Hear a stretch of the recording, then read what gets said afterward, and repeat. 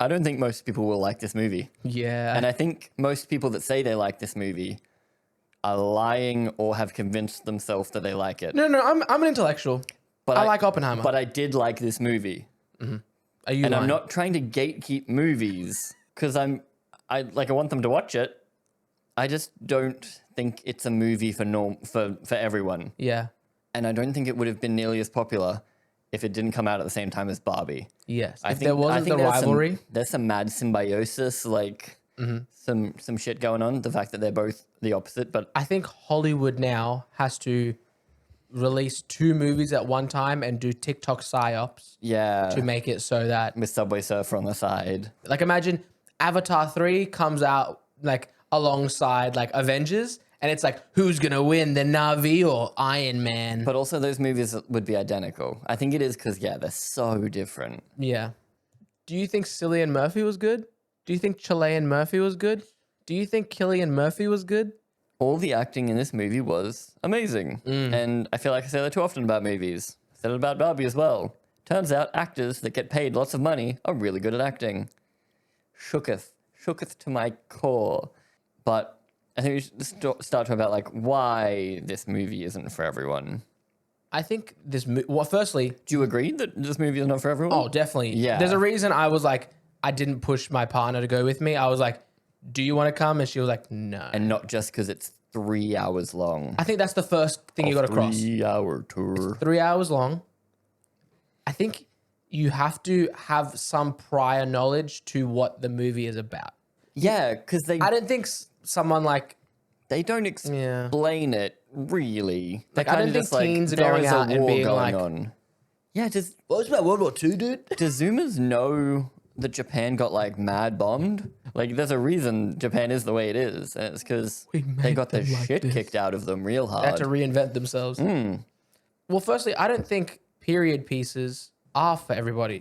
Because that's all this movie is. This movie I is guess it is essentially like it's a historical, I guess. Yeah, it's because they don't change. Oh, This is okay, just they a change a lot doco. of shit. Yeah. According to TikTok and Twitter, they change a lot of shit, but they don't. They didn't make it time travel, which I honestly thought they might, because Christopher Nolan loves this timey-wimey shit. Like the nuke goes off and it sends someone back in time. I thought they were going to like, oh, the nuke tore a hole in space and time. Yeah. Because I only watched the first trailer, which gives nothing away apart from the fact that there's an explosion.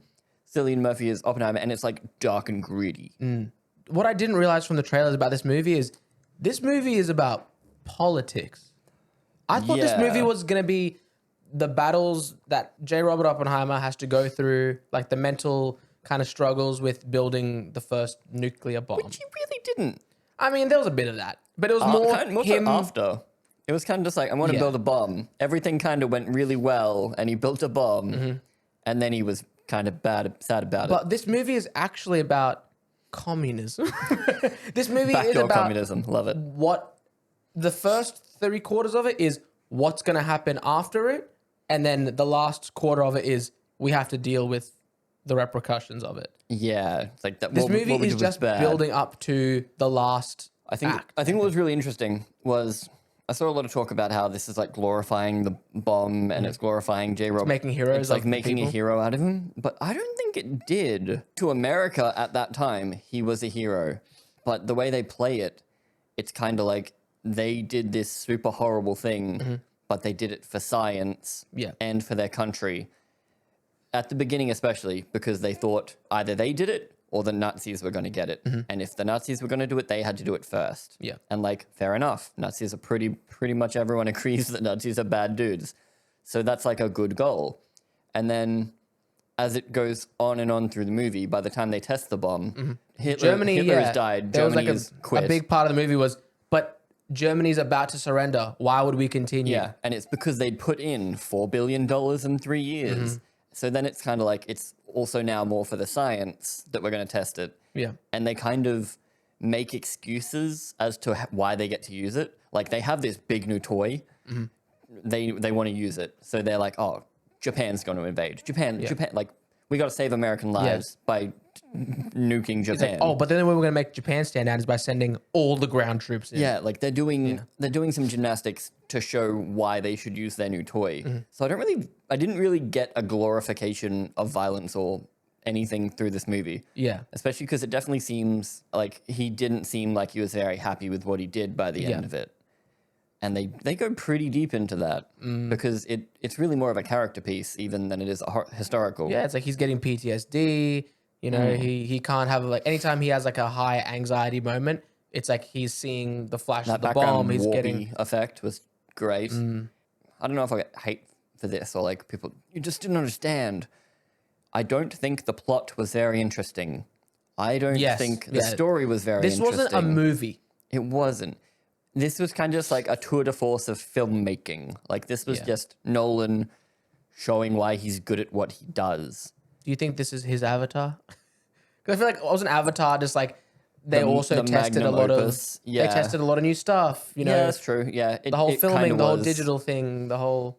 Yeah, because like again, Avatar 1, technically fantastic, like all of the stuff in it, but realistically, it's just Ferngully. So it's like they'd done the story portion before. It's just all the new stuff. So yeah, it kind of is, I guess, because like everyone views Dark Knight as his best movie. Yeah. And Interstellar was fucking garbage. I hate anyone that like. You probably liked Interstellar. You might not even remember it because I hate that movie. It's such a nothing movie. It Marv.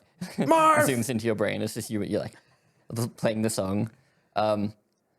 Yeah, I did not enjoy Interstellar. I thought it was wanky, stupid, and him eating himself out the whole time. I thought it was good. We thought it was good. God damn it. Yes, I'll rant about that another time. Whereas I think this was a really, really good movie. But I think people kind of like it for the same reason that they did maybe Interstellar. Of they just like, they feel like they should. Like I think Black Panther. I think that they couldn't go to movie like because it's based on real people and they had to do at the same time They've doing done a that movie, before. they had to do a service to people. I think it happened because Christopher Nolan doesn't know how time works. And Didn't he make Tenet? he has Who made Tenet? Tenet was also shit. That was about time, wasn't it? Yeah, it's about time. Great movie. I dislike way too many Nolan movies for someone that likes Nolan. I'm like, I kind of just like enjoy his movies. I'm like, what a fucking wanker. Put up the picture of Daniel standing next to Nolan. Me with Nolan. It's not a movie. It's a 3-hour trailer for an Oppenheimer movie. Yeah, it's a trailer for an Oppenheimer movie. What a good. But it goes for 3 hours. You know what this movie is? This movie is what they play in a JB Hi-Fi to sell you a new TV. Yes. It's like, doesn't this look great, mate? Don't you want the 65-inch Look at television? it. It was shot on 75mm IMAX. Mate, look how by great a that short color beard looks. man. You can see Cillian Murphy's starving himself to death here. Also, apparently he didn't go to any lunches because He ate one was almond a thin. day, apparently. Fucking hell. But Actors, it did well. man. It looked like he was like... He looked thin and he looked like thin through stress. he looked like he was about to die constantly. This was a 3-hour trailer for a movie called Oppenheimer, where the trailer is somehow the movie. Because nothing in the movie, no scene in the movie goes for more than 2 minutes, I swear to God, except the bomb. But like basically you get 2 minutes of a scene of people talking, and then they flash forward 1 week in time, and then there's some more talking, and then they flash forward in time, and then there's some more talking. But it's really good But I for feel some reason. like the thing is like Nolan got... Every time there was a scene, he pulled in the cast in the scene and he was like, look, this is the most important scene in this movie. You need to act, motherfucker. And so they all... Every scene, like every movie has scenes where it's like, oh, that was a bit of like a lull in like the storytelling. Yes. Everyone is giving it their all the entire time. I guess a lot of the scenes aren't even important, but like they cut out any lulls. And because they do that, maybe that's why it appealed to TikTok, because they're just like dead, like their eyes can't close. I usually write notes in some movies, depending on if I want to review them. I wrote nothing for this movie because I couldn't look away or like think about any one scene, because once that scene was done, there was a new thing in my face. But in a good way. It's kind of weird because he's a really good filmmaker. He's just doing his darndest, I guess. I just want to know if there was like maybe like 4 hours, 5 hours. I want to know. I guess really every movie starts. I hope they cut out a lot of scenes with Emily Blunt. I hate that bitch. Angry wife. He's a good actor, but she played angry I've been wife. tending to him all fucking day. Pretty good Emily Blunt. Actor. Yeah, she was angry woman. This movie had everyone for one scene. No. He was just a guy. It was this guy. They had lots of big name actors just playing people, which is good, I guess, because they can't always play they can't always play stars, so it's kind of nice to have them play normal people and to not be in scenes. And I think it's also Christopher Nolan has such a pull that he's just like, yo, want to be in my movie? And everyone's just like, yes, I want to be in your movie. Like, Jack Quaid did so much press, I feel, for this movie. Like, he was on Red Letter Media and everything. I guess that's a bit about Scream 6 as well. But he was on everything. And he was in, like, 5 minutes playing the bongos. Twice. And one time he was like, and then he was like, woo! And the bomb went off. But I loved every scene with him. It was very good, Like, yeah. I looked over and I said, My boy! it's Huey. It's my boy! It's Huey from The Boys.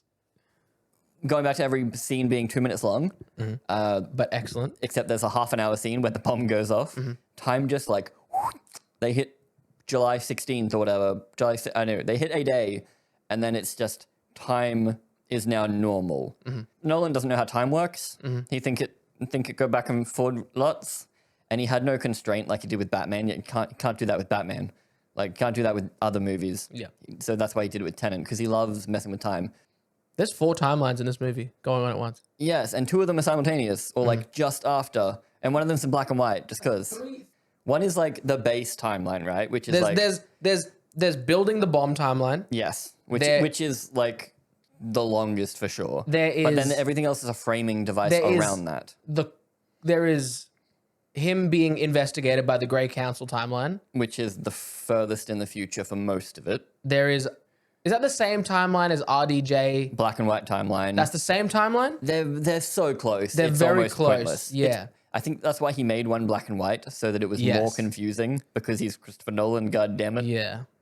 And I guess that's kind of it, and they just do flashbacks as well. So there's 3, and then there's like flashbacks intertwined a little bit. Yeah, and then there's just random PTSD flashbacks as well, and like weird stuff going on. But that's Nolan, baby. Yeah. But I think that is going to also make it confusing for the normal human man. Well, as soon as you start the movie, it doesn't really go, hey, this is J. Robert Oppenheimer. This is his life. It's the future where he's getting investigated. Robert Downey Jr. invites him for a job, and then they flash back to the start, and then they show the beginning of him. Yeah. And then they flash forward 10 years, and then they flash forward a week, and then they flash forward 3 months. Also, they didn't do the chapter thing like I thought they were going to. Chapter thing? At the start of the movie, it goes like 1. Fission. They did 2 nuclear at some point, I think. But that I thought it was going to be like It did. It I also thought it was going to be didn't- like 8. It didn't super relate either. Yeah. Yeah. It was kind of just like, And I'm like, oh, cool. It's going to be about how they discovered what nuclear fission it's is. just confused. Like, again, it's not confusing, but it's kind of like you tried to make it confusing. Because I really liked the movie because it's just filmmaking on display. Like he is the author. I thought it was a beautiful movie. I thought the acting was incredible. great. Yes. And I hope that What Cillian... didn't we like about it? I hope Cillian Murphy gets the Oscar. Yeah, he was very intense the whole time. Like that's got to be some fucking effort. What I didn't like... What didn't we like? I don't know if I hated anything. I hated that... Did it need to be 3 hours long? But it didn't need to be, but looking back, I don't... It's like, I didn't what want to cut parts- anything. Yeah, like what parts would you cut out? Because I agree, 3 hours is really fucking long. But yeah, I'm like, none of the scenes, I guess apart from the bomb, a lot of the scenes are just as important as each other. Because again, they cut out all the lulls already. It's a trailer. Yeah. I think the timeline stuff just maybe could have been done better. Convoluted for convolution's sake. Like, Yeah. again, this Nolan baby, he's not going to make a movie if he can't make it fucking weird I just want to know how they filmed it. with a big camera. No. I want to know what he was telling them. Like, they all read the script. Was the script written in order? Yes. And I think, I think the script was written in the way of the movie, but I don't think this movie would have got made with that script if it wasn't Nolan that wrote it. Yeah. Because that script would read fucking weird, because it's like you say 4 lines and now you're in another scene, baby. Like, you're just moving, which is weird, but good. Just like this review, this movie was confusing. I'm just going to cut out every lull so this movie will feel like Oppenheimer, and then I'll blow up at the end. Oop, oop, oop, oop. Oppenheimer style. That was very good. Oh, yeah. I thought of that during the movie, which was annoying because now my brain for like 10 minutes was Literally all I could think of at the start of the movie was like, Bobby J. Oppenheimer, he hath become death, destroyer of worlds. Why would he do Little that? Bobby Oppenheimer. But I really enjoyed it. Will I ever watch it again? Probably not at home. I don't know if I'm ever going to watch this movie. If I ever watched it again, I'd watch it here on like a big projector with surround sound for like total immersion. I don't want to watch this on my phone or on my laptop. I did get a little worried for the first 2 minutes when people were talking. They were mumbly. Yeah. And I'm like... I couldn't understand it. No, Nolan. Not again. Especially because Robert Downey Jr. is doing his like, I'm just Robert Downey Jr. I'm just And then suddenly it just clears up and I could hear everything again. And I'm just like, did someone finally tell him that no one can fucking understand what you say in this movie? Stop it. Yeah. Because, suddenly, you could just understand what he was saying. And I was like, that's fucking weird. But, like, I'm glad because it's a dialogue-heavy movie. And if they were mumbling the whole time, no idea what would be happening. A lot of names get thrown at you in this movie. Yes. It's like, okay. Oh, but they do give you a flashback every now and then. Mm-hmm. Like, they mention one guy that you hadn't seen in an hour. So they at least do a flashback. I always hate flashbacks for that. Mm-hmm. But usually it's because they play it immediately after. But because this was so vague and it had been an hour, I was like, oh, that guy. Okay, thank you. Just quickly, last note is, and hopefully you came from our Barbie review. And hopefully if not, you came. I don't know what order this come in, but this and Barbie came out at the same time. And they both pushed very strong messages. But I think this one was the only one where the message got across. Nuke's bad. This is an R-rated movie. And the only thing in the movie is like, they say fuck a couple of times and it's naked Florence Pugh from the waist up. But also naked Cillian Murphy at one point, he's just doing this. Yeah, naked Cillian Murphy and Florence Pugh from the waist up, just to make it R-rated. And I want to know if it's a good vulnerable scene. So it kind of works to like show that they're so vulnerable with each other, which is why some of the things in the movie happen. Like some of the things in the movie happen because they're so vulnerable. So it's good to see them in like naked, the most vulnerable state. Maybe. But also, did he know that this movie wouldn't do well? So if he makes it R-rated, the expectations are lower. Yeah. Oh, it didn't do well. It's an R-rated movie. And it's also, it's Nolan, it's R-rated. Yeah. So it's like marketing. And also, if it doesn't do as well, they're like, R-rated movies never do as well. Don't worry. Maybe?